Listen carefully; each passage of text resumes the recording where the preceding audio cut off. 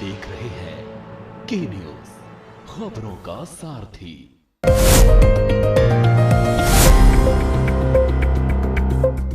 नमस्कार, हमारे खास कार्यक्रम स्पेशल का रिपोर्ट में आपका स्वागत है। मैं हूं आरिश अजहर आपके साथ। आज हम सबसे पहले बात करेंगे बिहार में एनडीए की प्रचंड जीत की। एनडीए की जीत के प्रमुख कारणों में महिला मतदाताओं का अभूतपूर्व समर्थन माना जा रहा है। वहीं बिहार में एनडीए को प्रचंड बहुमत को यूपी के लिए 2027 का संदेश भी माना जा रहा है। इस मुद्दे पर हमारी रिपोर्ट देखिए और चलते चलते बात पाकिस्तान के 27वें संविधान और जनरल असीम मुनीर को मिली बड़ी ताकत की। तो चलिए अब चलते हैं, खबरों को विस्तार से जानते हैं।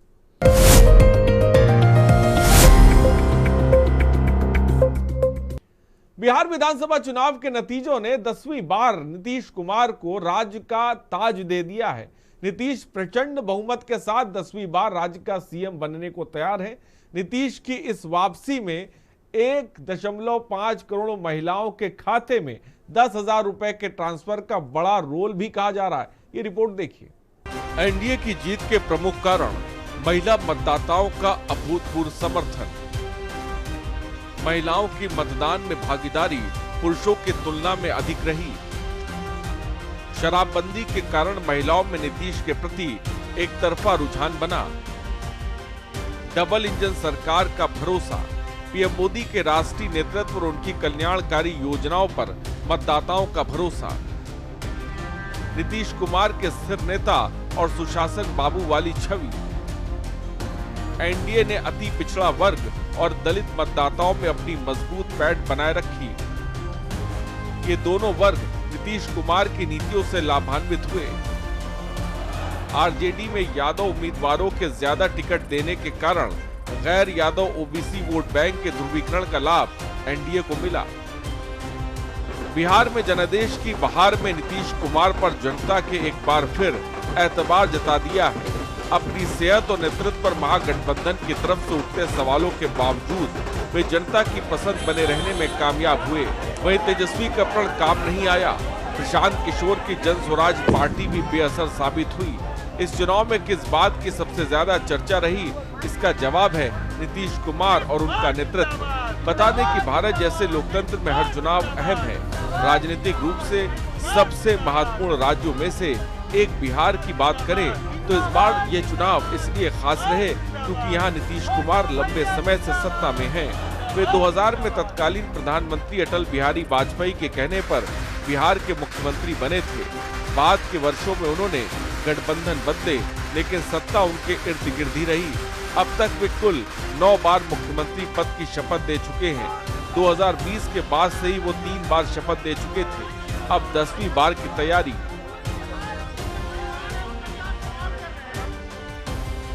गेम चेंजर बनी मुख्यमंत्री महिला रोजगार योजना।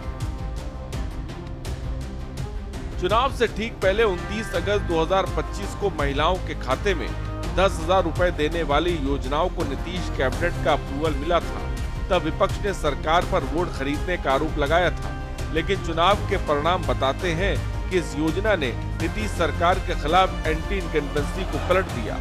चुनाव में महिलाओं के खाते में 10,000 रुपए देने की योजना नीतीश कुमार के लिए निर्णायक टर्नआउट फैक्टर बन गई, क्योंकि इससे महिला वोटरों का भरोसा उनके पक्ष में मजबूत हुआ और विपक्ष की रणनीति कमजोर पड़ गई। आपको बता दें कि प्रधानमंत्री मोदी ने पिछले महीने की 26 तारीख को इस योजना का वर्चुअल शुभारंभ किया था। इस मौके पर उन्होंने 75 लाख महिला लाभार्थियों के बैंक खातों में 10,000 रुपए ट्रांसफर किए थे। बाद में आंकड़ा बढ़ाकर 1.5 करोड़ तक पहुंच गया। बता दें कि एनडीए ने इस योजना को मुख्यमंत्री महिला रोजगार योजना का नाम दिया। नीतीश सरकार ने दावा किया था कि यह स्वरोजगार को बढ़ावा देने के नाम पर लॉन्च की गई है। बता दें कि महिलाओं के पक्ष में स्कीम डिलीवरी का नीतीश कुमार का लंबा इतिहास रहा। इसमें मुफ्त साइकिल, शराबबंदी, छात्रवृत्ति, पंचायत में 50% सीटों का आरक्षण, सरकारी नौकरी में 35% आरक्षण अहम है। इस बार नीतीश कुमार ने 10,000 नकदी देने का न सिर्फ वादा किया बल्कि इसे डिलीवर भी किया। इससे नीतीश ने महिलाओं के साथ ट्रस्ट चेन विकसित किया। इसका नतीजा उन्हें महिलाओं के बम्पर वोटों के रूप में मिला। नीतीश कुमार का सीएम पद पर रिकॉर्ड। नीतीश अब तक 9 बार बिहार के मुख्यमंत्री बन चुके हैं। वे भारत के सबसे लंबे समय के मुख्यमंत्री रहने वाले नेताओं में एक हैं। उनका कुल कार्यकाल 20 साल से अधिक है।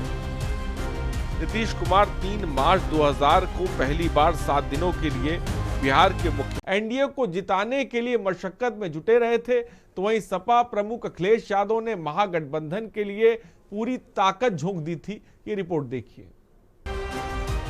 योगी बनाम अखिलेश, झटके का बदला झटका। बिहार चुनाव में उत्तर प्रदेश के 2 प्रमुख नेताओं मुख्यमंत्री योगी आदित्यनाथ और समाजवादी पार्टी के अध्यक्ष अखिलेश यादव के बीच की टक्कर को योगी बनाम अखिलेश की जंग के रूप में देखा गया।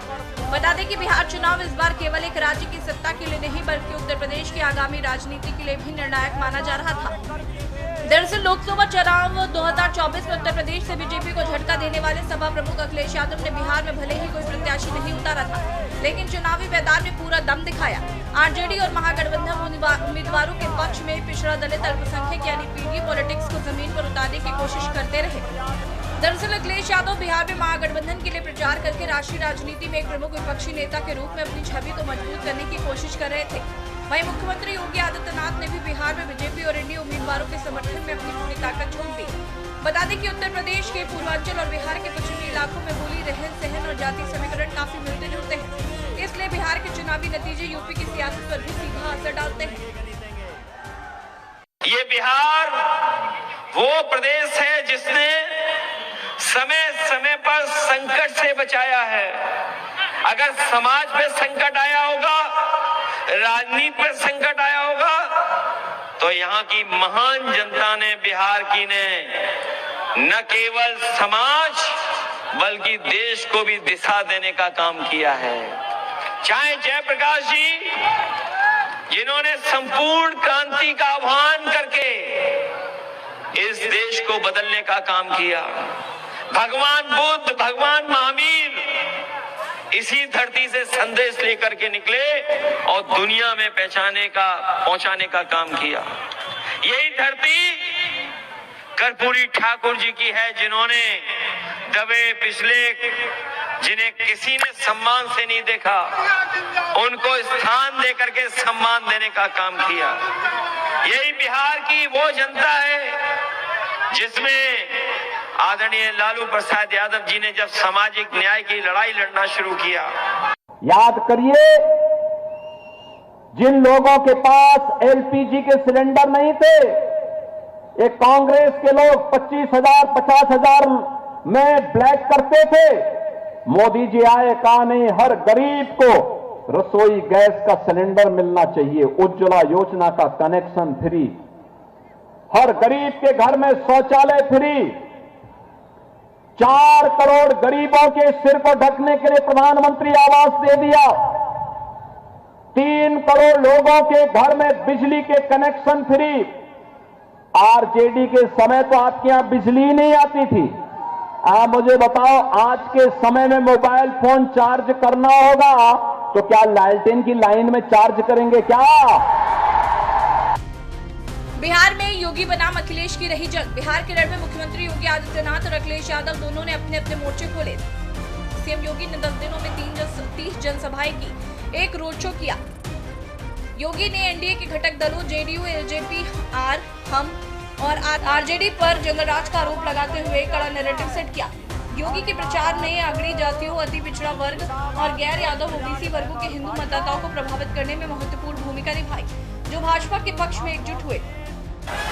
जो लोग उत्सव मना रहे हैं जीएसटी का, आपने सुना होगा, इधर जीएसटी का उत्सव मना रहे हैं, लेकिन कोई बताए कि आखिरकार जीएसटी बढ़ाया किसने था, महंगाई बढ़ाई किसने थी? जो लोग पलायन की बात कर रहे हैं, बताओ आज पलायन बिहार में क्यों है? ये बीजेपी की वजह से है, और बीजेपी के सहयोगी समझ लें इस बार कि बिहार की जनता इस बार भारतीय जनता पार्टी का पलायन कराने जा रही है। और भाइयों, बिहार की धरती ज्ञान की धरती है, प्रगति की धरती है,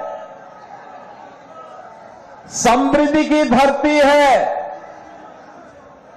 और संभावनाओं की धरती भी है। महात्मा बुद्ध को ज्ञान इसी धरा ने प्रदान किया था। 24वें तीर्थंकर भगवान महावीर इसी बिहार की धरती में जन्मे थे। देश के पहले राष्ट्रपति डॉक्टर राजेंद्र प्रसाद जी की जन्मभूमि भी बिहार है। और बहनों और भाइयों, ये बिहार की धरा है जिसने लोकनायक जयप्रकाश नारायण को जन्म दिया। जननायक कर्पूरी ठाकुर को जन्म देने वाली धरा भी बिहार ही है। ये कहना सही होगा कि सीएम योगी आदित्यनाथ के हिंदुत्व वाली छवि और आक्रामक प्रचार ने एनडीए के पक्ष में हिंदू वोट बैंक को एकजुट करने और विपक्षी दलों पर हमलावर होने में महत्वपूर्ण भूमिका निभाई है, जिससे उनकी जीत का अंतर बढ़ा। वहीं अखिलेश यादव ने इस बात पर जोर दिया कि सरकार बदलने का मतलब बिहार की तकदीर बदलना होगा। उन्होंने कहा था कि जब बिहार बदलेगा तो युवाओं को अपने राज्य में ही नौकरी मिलेगी और वो अपने परिवारों के साथ रहकर राज्य के विकास में योगदान दे पाएंगे। उन्होंने इंडिया गठबंधन की रोजगार और सामाजिक कल्याण पर फोकस पर जोर दिया, महंगाई को एक बड़ा मुद्दा बताया और कहा कि यह चरम सीमा पर है। राष्ट्रीय जनता दल नेता तेजस्वी यादव को बिहार के लिए नई उम्मीद के रूप में पेश किया गया। उनके नेतृत्व में सरकार बनने की भविष्यवाणी भी की गई। योगी की भूमिका, अखिलेश पर भारी बढ़त। राजनीतिक विशेषज्ञ मान रहे हैं कि बिहार चुनाव 2027 में होने वाली यूपी विधानसभा चुनाव का सेमीफाइनल माना जा रहा था। बता दें कि बिहार की धरती पर लड़ी गई जंग यूपी की राजनीति के लिहाज से बेहद मायने रखती है। चुनाव परिणामों में साफ है कि विपक्षी एकता के तमाम प्रयासों के बाद भी नीतीश कुमार के नेतृत्व वाली एनडीए सरकार एक बार फिर सत्ता में लौटी, जो एक प्रकार से योगी आदित्यनाथ के सपा अध्यक्ष अखिलेश यादव पर भारी बढ़त है। स्पेशल डेस्क के न्यूज इंडिया। वहीं पाकिस्तान के 27वें संविधान संशोधन के साथ अब असीम मुनीर को ताउम्र सर्वे सर्वा बना दिया गया है। अब तक पाक आर्मी चीफ रिटायर होने के बाद, लेकिन मुनीर ना तो रिटायर होंगे और ना ही विदेश जाएंगे। उनकी ये बादशाहत वहां की सिविल लीडरशिप को तो मंजूर हो सकती है, लेकिन क्या वहां के आर्मी कमांडरों को यह मंजूर नहीं है। पाकिस्तान की संसद ने हाल ही में आर्मी चीफ असीम मुनीर को शक्तियों को बढ़ाने और सुप्रीम कोर्ट की ताकत को कम करने वाले 27वें संवैधानिक संशोधन को मंजूरी दे दी है। ये रिपोर्ट देखिए। पाक के 27वें संविधान में मुख्य संशोधन, सेना प्रमुख को चीफ ऑफ डिफेंस फोर्सेस की जिम्मेदारी। अगर field marshal, marshal of the air force या एडमिरल ऑफ द फ्लीट की रैंक दी जाती है तो ये रैंक आजीवन रहेगी। फील्ड मार्शल को राष्ट्रपति जैसी सुरक्षा, बिना सरकार की इजाजत के कोई आपराधिक मुकदमा नहीं चल सकता। वर्तमान मुख्य न्यायाधीश अपनी अवधि पूरी होने तक चीफ जस्टिस बने रहेंगे। फेडरल कॉन्स्टिट्यूशन कोर्ट की स्थापना होगी। याचिकाओं पर सुओ मोटो यानी स्वतः संज्ञान लेने का अधिकार। कानूनी नियुक्तियों में राष्ट्रपति और प्रधानमंत्री की अहम भूमिका रहेगी। राष्ट्रपति को कार्यकाल के बाद कोई सार्वजनिक पद लेने पर छूट सीमित। हाई कोर्ट जजों के तबादले न्यायिक आयोग तय करेगा। तबादलों पर आपत्ति सुप्रीम जुडिशियल काउंसिल देखेगी। कोर्ट में जजों की नियुक्ति सरकार के हाथों में। पाकिस्तान के सेना प्रमुख जनरल आसिम मुनीर जिस रास्ते पर चल पड़े हैं, वो पाकिस्तान के इतिहास में पहले किसी फौजी ने नहीं चुना। वे न सिर्फ पाकिस्तान के ताउम्र सेना प्रमुख रहना चाहते हैं, बल्कि उन्होंने ये साफ कर दिया है कि रिटायरमेंट का ख्याल भी उनके एजेंडे में नहीं है। ये कदम उन्हें पाकिस्तान की सत्ता का सर्वे सर्वा तो बना सकता है, मगर उसी अनुपात में उनकी जान और पद दोनों पर खतरा भी बढ़ा देता है। आपको बता दें कि पाकिस्तान की सिविल गवर्नमेंट ने बची खुची डेमोक्रेसी भी सेना मुख्यालय GHQ के सामने मुनीर की खिदमत में पेश कर दी है। देश में सिविल गवर्नेंस पहले ही नाममात्र रह गई थी। इमरान खान जेल में है, विपक्ष ना के बराबर है और सेना ने न्यायपालिका व मीडिया पर भी अप्रत्यक्ष कंट्रोल कर लिया है। ऐसे में अगर आर्मी चीफ खुद को स्थायी शासक के रूप में स्थापित कर लेता है तो ये शायद शरीफ बंधुओं और उन जैसे लीडरों को ज्यादा नहीं अखरेगा, लेकिन आर्मी के वो जनरल जरूर असंतुष्ट होंगे जो आगे चलकर मुनीर के रिटायर होने के बाद पाकिस्तान की हुक्मरानी करने का सपना देख रहे थे। आर्मी के हाथों में परमाणु कमांड। 27वें संविधान संशोधन का एक प्रमुख खास हिस्सा है नेशनल स्ट्रेटेजिक कमांड का गठन। ये कमांड पाकिस्तान के परमाणु हथियारों और मिसाइल सिस्टम की निगरानी और नियंत्रण करेगी। अब तक ये जिम्मेदारी नेशनल कमांड अथॉरिटी के पास थी, जिसकी अध्यक्षता प्रधानमंत्री करते थे। एनएससी का कमांडर भले ही प्रधानमंत्री की मंजूरी से नियुक्त होगा, लेकिन ये नियुक्ति सेना प्रमुख की सिफारिश पर होगा। सबसे जरूरी यह पद सिर्फ आर्मी के अफसर को ही दिया जाएगा। इससे पाक के परमाणु हथियारों का नियंत्रण अब पूरी तरह सेना के हाथ में चला जाएगा। आपको बता दें कि कानूनी एक्सपर्ट्स इसे न्यायिक स्वतंत्रता पर हमला बता रहे हैं। चेतावनी दी गई है कि यह न्याय व्यवस्था में लगभग एक सदी में सबसे बड़ा उल्लंघन है और आने वाले समय में यही सांसद इन कोर्ट से राहत मांगेंगे जिन्हें उन्होंने खुद बर्बाद कर दिया। दरअसल पाकिस्तान में सेना का राजनीति पर लंबे समय से गहरा प्रभाव रहा है, लेकिन ये संशोधन उसे पहली बार संवैधानिक स्तर पर असीमित शक्ति प्रदान करता है, जिसे भविष्य में पलटना लगभग असंभव होगा। आलोचकों का मानना है कि यह बदलाव देश को सैन्य शासन की ओर ले जाना है, जहां संसद और न्यायपालिका महज नाम मात्र की संस्थाएं रह जाएंगी। लीडरशिप व मिलिट्री का रिश्ता, इतिहास खौफनाक। पाकिस्तान का इतिहास बताता है कि कोई नेता कितना ही सेना का वफादार हो, उसका हश्र बुरा ही होता है। सेना के लिए वो यूज एंड थ्रो की तरह होता है। अब सवाल ये उठता है कि शहबाज शरीफ जिस शिद्दत से आसिम मुनीर के ताज में रत्न जड़ रहे हैं, उन्हें इसके बदले में कब तक मोहलत मिलेगी।